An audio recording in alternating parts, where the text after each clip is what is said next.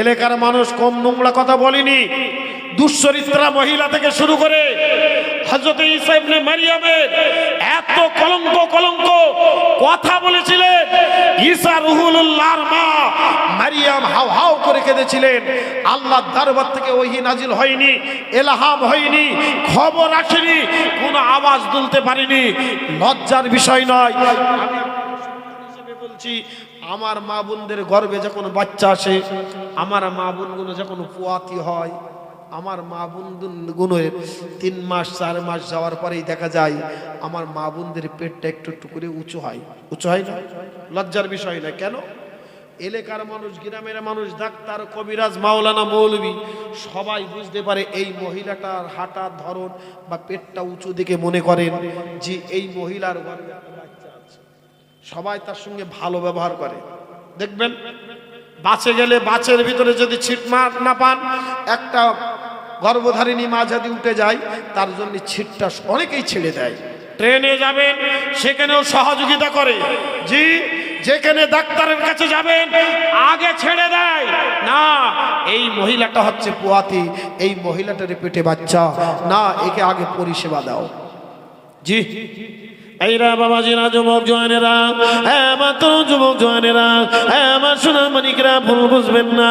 আল্লাহ পাকের নবী ঈসা ইবনে মারইয়াম আলাইহিস সালাতু সালাম, হযরত ঈসা ইবনে মারইয়াম আলাইহিস সালাতু সালামের পেটটা আস্তে আস্তে উঁচু হয়ে যায়। এলাকার মানুষ এসে জিজ্ঞাসা করে, এ মারইয়াম, এখনো তুমি বিবাহ করনি, এখনো তোমার স্বামী হয়নি, তুমি কেমন কোন পর পুরুষের সঙ্গে নোংরামি কাজ করেছো, কার সঙ্গে জিনায় ব্যভিচারিত লিপ্ত হয়েছো? এ মারিয়াম, এখনো রাস্তা আছে, আমাদের কাছে বলে দাও। তোমার পেটের বাচ্চার দায়িত্ব আমরা সবাই মিলে, গ্রামবাসী মিলে ওই ছেলেটার সঙ্গে বিবাহ বন্ধনে আবদ্ধ করে ওই বাচ্চাটার দায়িত্ব তোমার তার কাঁধে তুলে দেবো। মরিয়ম কিন্তু কিচ্ছু বলে না। মরিয়ম শুধু চোখ ভরা পানি, মন ভরা বেদনা দুনিয়ার জমিনে ছড়িয়ে দেয়। আমার আল্লাহ, আমি যদি আমার এলাকার মানুষের কাছে, আমার কওমের মানুষের কাছে, এই বনি ইসরাইল কওমের কাছে আমি যদি একবার বলি বিনা বাপে আমার আল্লাহ আমার গর্ভে বাচ্চা দিয়েছে, তামাম দুনিয়ার কোন লজিকি, তামাম দুনিয়ার কোন ঐতিহাসিক মতেরা আজ তারা আমার কথা বিশ্বাস করবে না। ও রব্বুল আলামিন আল্লাহ, আমি কি করব এমন অবস্থায় আপনি বলে দিন। আল্লাহর নবী ঈসা ইবনে মারইয়াম আলাইহিস সালাতু সালামের মা অজান হয়ে কাঁদতে কাঁদতে আল্লাহ দরবারে নিয়ত করলেন, আল্লাহ আপনি যতদিন পর্যন্ত আমার বেটা, আমার বাচ্চা দুনিয়ার জমিনে না ভূমিষ্ঠ করাবেন, আমি আর লোকালয়ে এলাকার মানুষের কাছে আমার আর মুখ দেখাবো না।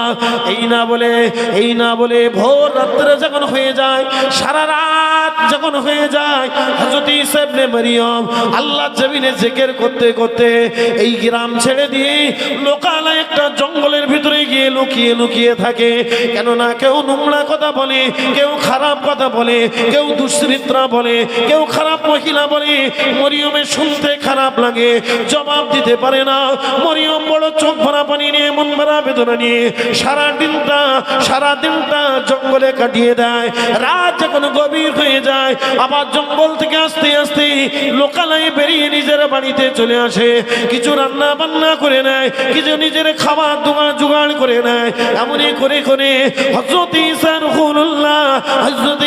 রুহুল্লাহর মা এইভাবে 10 মাস 10 দিন জঙ্গলে কাটাতে শুরু করেছে।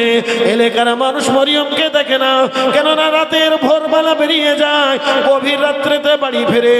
ও বাবাজিরা, ভাইরা আমার, অনেক লম্বা চওড়া কথা, আমি সেদিকে যেতে চাইছি না। সন্তান হিসেবে, ছেলে হিসেবে এটাই বোঝাতে চেয়েছি। আল্লাহর নবী ঈসা রুহুল্লাহ আমাদের নবী পৃথিবীর জমিনেতে আসবেন। যেদিন পৃথিবীর জমিনে আসবেন, মায়ের মনটা সাড়া দিচ্ছে, আহারে আজকে আমার বাচ্চাটা ভূমিষ্ঠ হতে পারে, আজকে দুনিয়াতে আসতে পারে। তাই ঈসা ইবনে মারইয়ামের মনটা আরো খারাপ হয়ে গেল। আমার আল্লাহ, এতদিন আমি একা ছিলাম, আমার বেটা দুনিয়াতে আসেনি, আমার সন্তান দুনিয়াতে আসেনি। আজকে যদি আমার সন্তান দুনিয়াতে আসে, এই ছোট্ট বাচ্চাকে নিয়ে ভোর রাত্রে যদি জঙ্গলে আসা হয় এবং গভীর রাত করে যদি আমার বাড়িতে যায়, আমার আল্লাহ, আমার বেটার অবস্থা অবস্থাটা কি হবে। রাত হয়ে গেল, রাত যতই বেড়ে গেল, ঈসা ইবনে মারিয়াম বাড়ির দিকে আসার জন্য তৈরি হলো। হঠাৎ করে আল্লাহর তরফ থেকে আওয়াজ হয়ে গেল, এ মারিয়াম, আজকের রাতটা, আজকের দিনটা, আজকের রাতটা তুমি এই জঙ্গলে কাটিয়ে দাও, কেননা তোমার বেটা আজকে দুনিয়ার জমিনে ভূমিষ্ঠ হবে। আজকে রাতটা কাটাও। হযরত ঈসা রূহুল্লাহ মা চিন্তায় পড়ে গেলেন, আল্লাহ আমি তো একা, তা আমার কে ধরনী হবে, আমার বেটা কে দাইমা হবে, কে ধরনী হবে, টেনশনে পড়ে যাচ্ছে।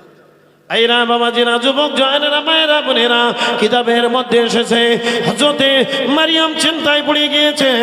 আর জঙ্গলের অপর দিক থেকে দেখতে পেলেন একটা এমন করে আলো মরিয়মের দিকে ভেসে ভেসে আসে। মরিয়ম চিন্তায় পড়ে গেল, আল্লাহ এইরকম আলো তো এর আগে তো কোনোদিন দেখিনি। হঠাৎ করে মরিয়মের চোখে পড়ে গেল, আহারে তিনজন রমণী বিশ্ব সুন্দরী যেন হেঁটে আসে। এত পর্দাশীল নারী, এত সভ্য নারী, এত ঘুমটা দিয়ে আসে।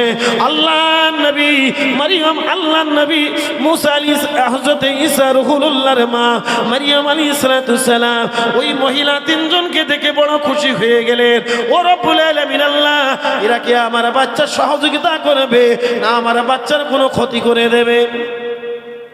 আল্লাহ এরা সহযোগিতা করবে না ক্ষতি করবে, এদের তো আমি চিনি না। আল্লাহ নবী হযরত ঈসা রূহুল্লাহর মা বড় চিন্তায় পড়ে গেলেন। কাছাকাছি এসে মারিয়াম আলাইহিস সালামকে স্বাগত জানাচ্ছেন। হে মরিয়ম সুস্বাগত, হে মরিয়ম সুস্বাগত, হে মরিয়ম তুমি ধন্যবাদ, হে মরিয়ম তুমি নবী বা রাসূলের মা। আমরা এসেছি আল্লাহ পাক রব্বুল আলামিন আমাদেরকে দাইমা হিসেবে, ধরনী হিসেবে দুনিয়ার জমিনে তোমার বাচ্চাটাকে দুনিয়ার জমিনে ভূমিষ্ঠ হওয়ার জন্য আল্লাহ পাক আমাদেরকে পাঠিয়েছেন। এসে সবাই মুআমালাত করলেন, কথাবার্তা বললেন। মরিয়ম তখনও চিন্তায় পড়ে গেলেন। ও মা জননীরা, ও বু জননীরা, আপনারা কে? আমি মারিয়াম তো আপনাদের চিনতে পারি না।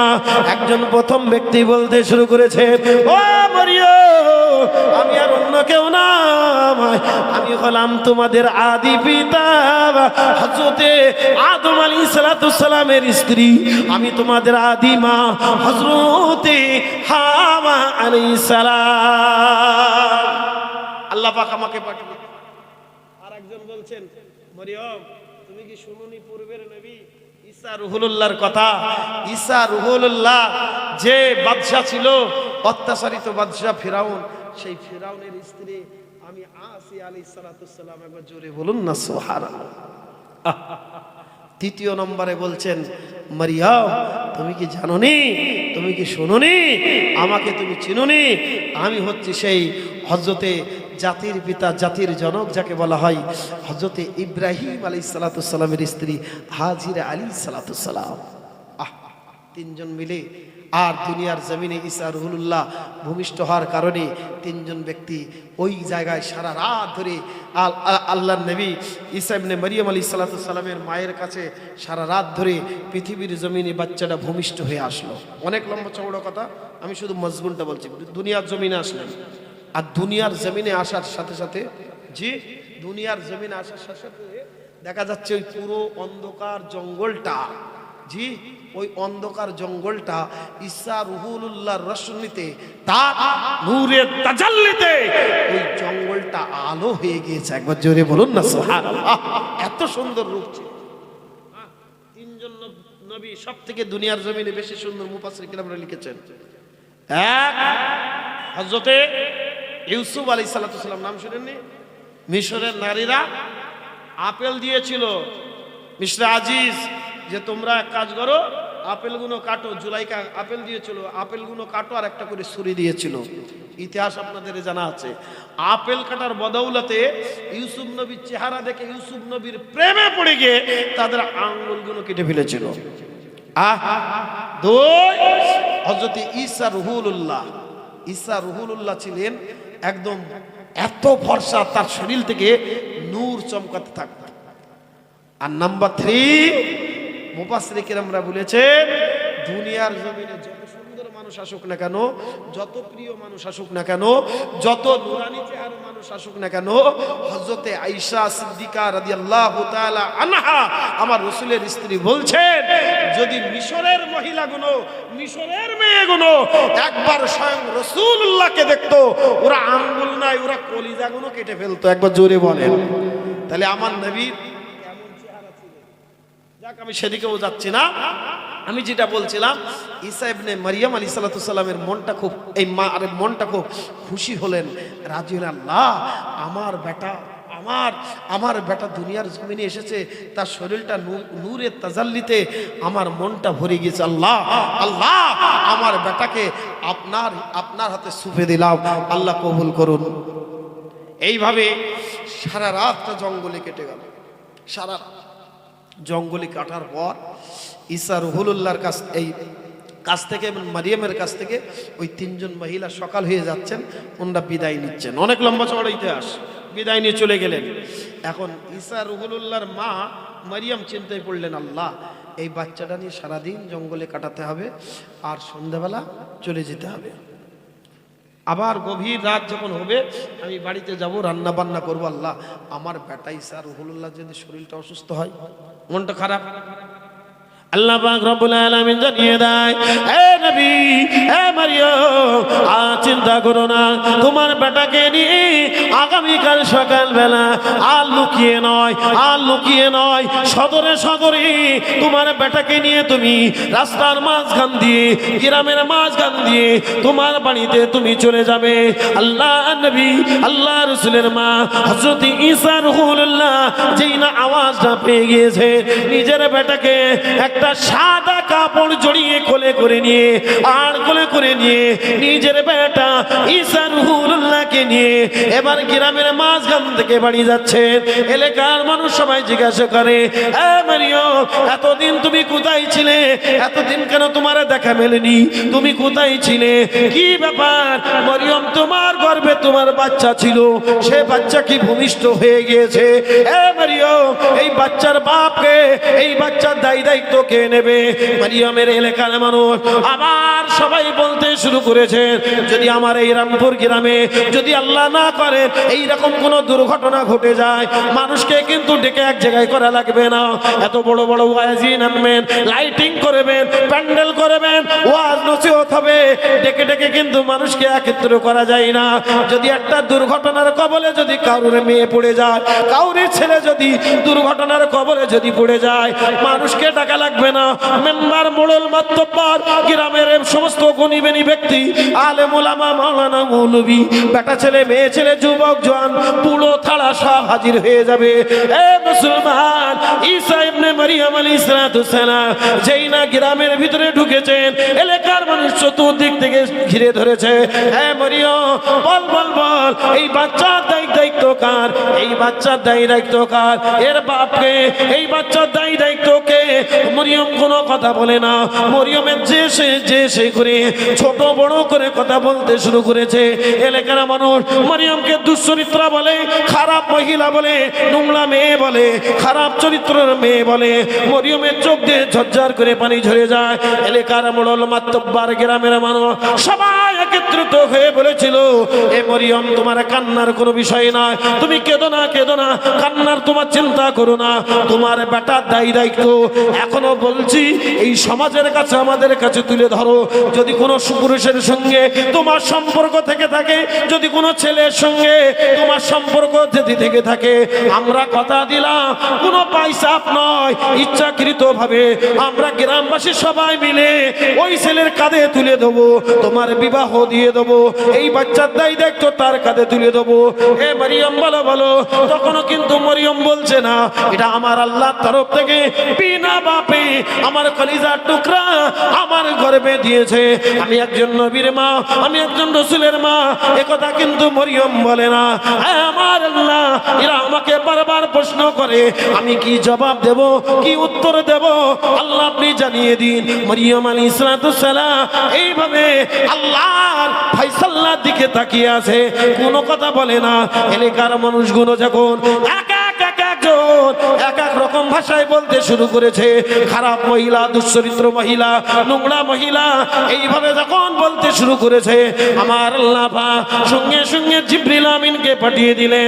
জিবরিল আমিন আলাইহিস সালাতু সালাম আর দেরি করলেন না, মারিয়ামের কানে কানে আওয়াজ দিলেন, এ মারিয়াম, তুমি জানিয়ে দাও এলাকার মানুষকে, তুমি বলে দাও এলাকার মানুষকে, তুমি বলে দাও তোমার গ্রামের মানুষকে, এই বেটাটা আমি বলবো না, কোনো জবাব আমি দেব না। যদি কিছু শুনতে হয় আমি কে, এ বেটাকে, এ বেটার দায়িত্ব কে নেবে, এই বেটার বাপকে এই বেটার কাছে জিজ্ঞাসা করো। ভাইরা বাবাজিরা, যুবক জওয়ানেরা, ঈসা ইবনে মারিয়াম আলাইহিস সালামের বেটা আল্লাহ পাক ঈসা রূহুল্লাহকে নবী বা রাসূল করে বানাবে।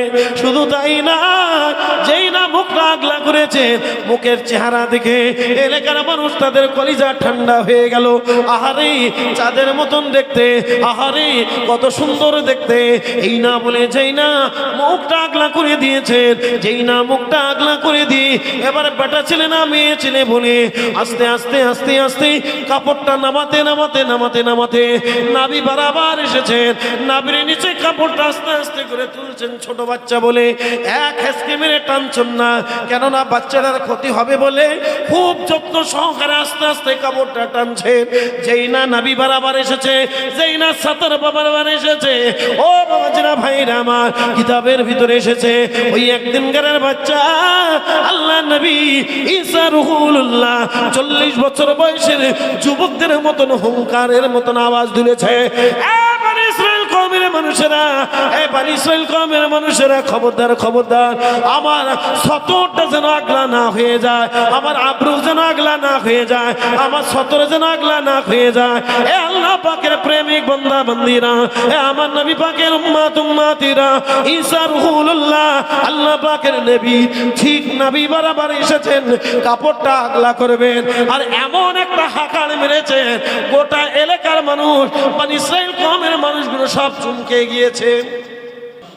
বনি ইসরায়েল কওমের মানুষেরা, তোমরা আমাকে দুশ্চরিত্রা মহিলা বলো না, আমার মাকে খারাপ মহিলা বলো না, আমার মাকে নোংরা মহিলা বলো না। আমার মা দুনিয়া জমিনে আমার আল্লাহ পাক সব চাইতে 3 নম্বরের ভিতরে রেখেছে। শুধু তাই নয়, তাম দুনিয়ার জমিনে যত পবিত্র নারী আসবে, আমি ঈসা রূহুল্লাহ এই একদিনকারের বাচ্চা আমার মুখ থেকে তোমাদের জবাবটা তোমরা শুনে নাও। আমার মায়ের মতো পবিত্র নারী আর দুনিয়াতে আসবে না, আমার মায়ের মতন সতী নারী। বনি ইসরায়েল কওমের মানুষেরা, তোমরা অনেক সময় অনেক লম্বা চওড়া কথা বলেছো, মান অপমানের কথা বলেছো, আমার মাকে তিরস্কার করেছো, আমার মাকে নোংরা মহিলা বলেছো, আমার মাকে খারাপ মহিলা বলেছো। না না না না, আমার মা হচ্ছে পবিত্রতা, আমার মা খারাপ নয়, নোংরা নয়। তোমরা জানো না, দুনিয়া জমিনে আল্লাহ পাক অতীতে নবী বা রাসূল বানিয়েছে, আমাকে বনি ইসরায়েল কওমের ভিতরে নবী বা রাসূল বানানো হয়েছে। বনি ইসরায়েল কওমের মানুষেরা, তোমরা শুনে নাও, তোমার আমার মাকে খারাপ মহিলা বলো না, কেননা আমি তোমাদের কাছে আল্লাহর প্রেরিত রাসূল হিসেবে এসেছি। শুধু তাই নয়, আমি ঈসা রূহুল্লাহ তোমাদেরকে জানাচ্ছি, আমার আল্লাহর তরফ থেকে আমার প্রতি আসমানি কিতাব নাজিল হয়ে যাবে। সবাই মিলে বলা গেল না?